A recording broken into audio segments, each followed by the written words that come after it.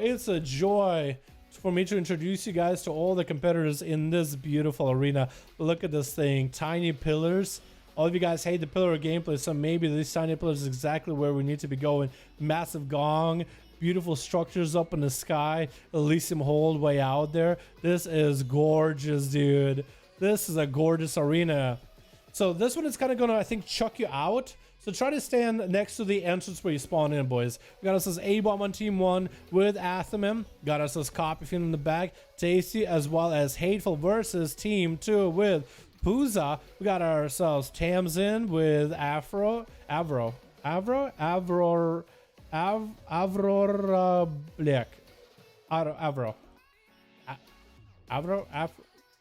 close enough. Alistair coming down. I think these guys are gonna kick you off of this area if you stay here. So just stay here, like at the very beginning, before the steps.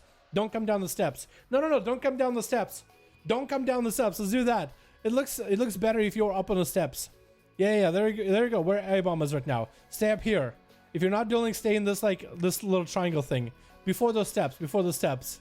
Just so we know who's dueling. And it'll just have to be kind of janky. It will have to be a little janky, like Mechagon Dungeon. But give each other some space, boys, okay?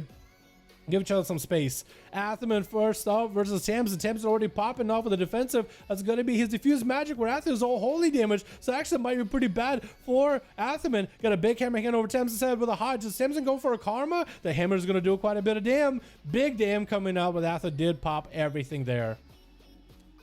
Athomim, big hit onto Tamsin.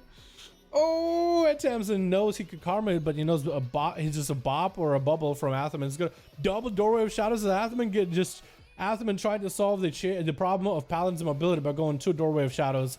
Never gonna be the least mobile Paladin ever. One hammer necessary to take Tamsin out. And Athomim, I think, is gonna have it with the Templars at the end, taking out Tamsin. More mobile than a monk, but that's gonna be fear out of Pooza immediately off of that one. With mind games as he goes in for a wave onto Atha. I think he knows the guy who wants to say hello. And Athomim knows he doesn't want to blast himself with some heals. He's dropping. Oh my god. Pooza with a burst. Came out of nowhere. What was that? Athomim actually couldn't react. It happened so quick. He didn't know if he needed to bubble or not. He thought he might be okay. Wow. That's crazy. That is absolutely crazy. Even Shadow Priest can burst, boys. I mean, I know DPs were already a lot of damage, but I didn't think it was that bursty. Jesus. Stun, and then Mind Blast, like a global into an execute. Like, that's all I saw there. Maybe there was more, but that's all I saw. Copy is going to be up next, trying to make the Kyrian play work with that totem. Big damage onto Pooza. That's in him with that Sundering. The wolves are up. Trying to move the totem around so he might be able to give himself a self-heal. That totem will provide a little bit extra healing. Going to be a big old Void Eruption, or Void Crash, Shadow Crash dropping down on the side. Copy isn't phased by it. It's going to go for big Ascendance into a stun trick. It's out of it. Pooza is actually under quite a lot of pressure himself. Is going to be dispersed for the Shadow Priest. Man, the small pillar, you can't outrun the melee that easily, huh? Small pillar, you can't outrun the melee. Does hit him with a fear. Going to be VT to follow. With Mind Games right after Copy. Better not heal himself. He's just trying to stay in Ghost Wolf. Maybe survive somehow. He's just waiting out. I think he waited out too long. I think he had to go aggressive. He had to do some damage to Pooza. I think you have to get aggressive. I mean, that doesn't mean standing in front of Pooza and letting him beat up on you. But I think you have to burn through the mind games by damaging Pooza, which will heal him, so then you can heal yourself. So you gotta heal Pooza to heal yourself. Heal the enemy so you can heal yourself. Next up is gonna be Tasty. Oh, I'm swapping the wrong people. I'm so sorry. As he almost gets this slow onto Pooza. Oh, knocking him off as he tried to get the doorway of shadows. Is gonna be the last of Pooza. Does go for a trinket 4. The last is still trying to reposition with doorway of shadows. Is gonna interrupt it, not letting go anywhere at all. That's gonna be free zaps for Tasty, trying to go for mind games. Does hit him. That's gonna be some freebie healing for Pooza at this point. Good reposition for Shadow Priest behind the pillar. Stun around the corner. Master spell does get hit with a stun, and Tasty should be able to get right on top of the guy. Pooza does get himself a small shield. I don't know what that is, but he does get himself a small shield there for a second. Fire Elemental is out. Pooza trying to go for another repositional. Let's see, he played double. He must be playing double port, right? Just for mobility. Shadow Crash onto Tasty, almost hits him.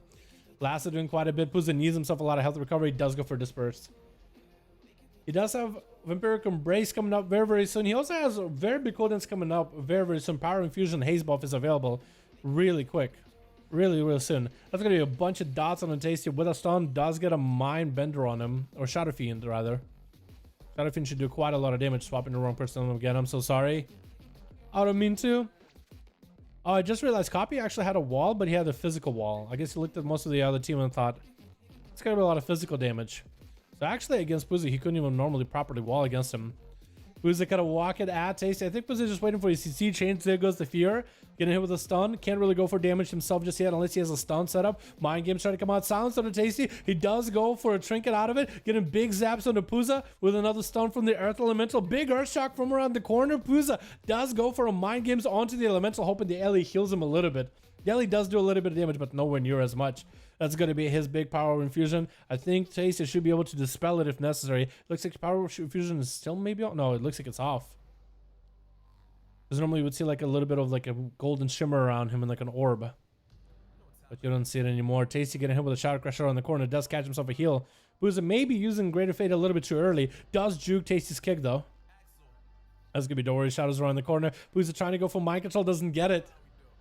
Tasty's just on his A game right now. That's going to be maybe a big lava burst already for Tasty. Should be a bunch of lava bursts, big bursts of Puza, who does have a disperse back up. Stormkeeper is available again for Tasty. And that's going to be that Fear onto Puza. With Mind Games to follow. Should be lots of damage for Puza right now. Tasty does go for a Dark Arm Rachel to cleanse himself. That's going to be a stun for Puza. Does he have the big burst? It looks like he does not. Tasty's Maldraxxus shield does come online at about 50% health or so. It's a nice little shield. I think about 6k health or so. Maybe 7, 4.